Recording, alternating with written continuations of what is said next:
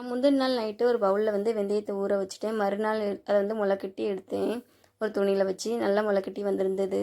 இந்த அடிக்கிற வெயிலுக்கு வந்து இந்த மாதிரி முளைக்கட்டின வெந்தயத்தை சாப்பிட்டோம்னா நம்ம உடம்பு வந்து நல்லா குளிர்ச்சியாக இருக்கும்.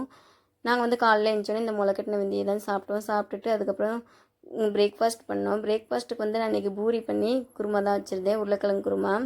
நல்லா பூரி வந்து உப்பெல்லாம் இருந்தது. இந்த பூரி வந்து உப்பெல்லாம் வர்றதுக்கு வந்து மாவு பிசையும் போதே கொஞ்சம் ரவை ஆட் பண்ணி நம்ம பிசைஞ்சோம்னா நல்லா பூரி வந்து உப்பெல்லாம் வரும்.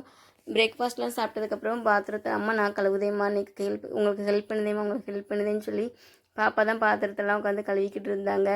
அவளுக்கு வந்து சிங்கிள் வந்து எட்டவே இல்லை. அதனால் அவளுடைய சேர், ஒரு குட்டி சேர் உண்டா, அதை வந்து அங்கே கொண்டு அதில் போட்டு அதுக்கு மேலே ஏறி நின்று பாத்திரத்தை கழுவிக்கிட்டு இருந்தாங்க. நானும் சின்ன வயசில் வந்து மேக்ஸிமம் 6th ஸ்டாண்டர்டுக்கு அப்புறம் தான் அம்மாவுக்கு ஹெல்ப் பண்ண ஆரம்பித்தேன். பாப்பா இப்போ சின்ன வயசுலேயே ரொம்ப இன்ட்ரெஸ்ட் எடுத்து ஹெல்ப் பண்ணிக்கிட்டு இருந்தாங்க. எங்களை 10 நாள் திருநாள் நடக்கும். இதான் 1ஆம் தேதியில் கொடி வச்சு எல்லாத்துக்கும் அன்னதானம் கொடுப்பாங்க. அந்த விழா பிடிச்சி லைக் பண்ணுங்கள்.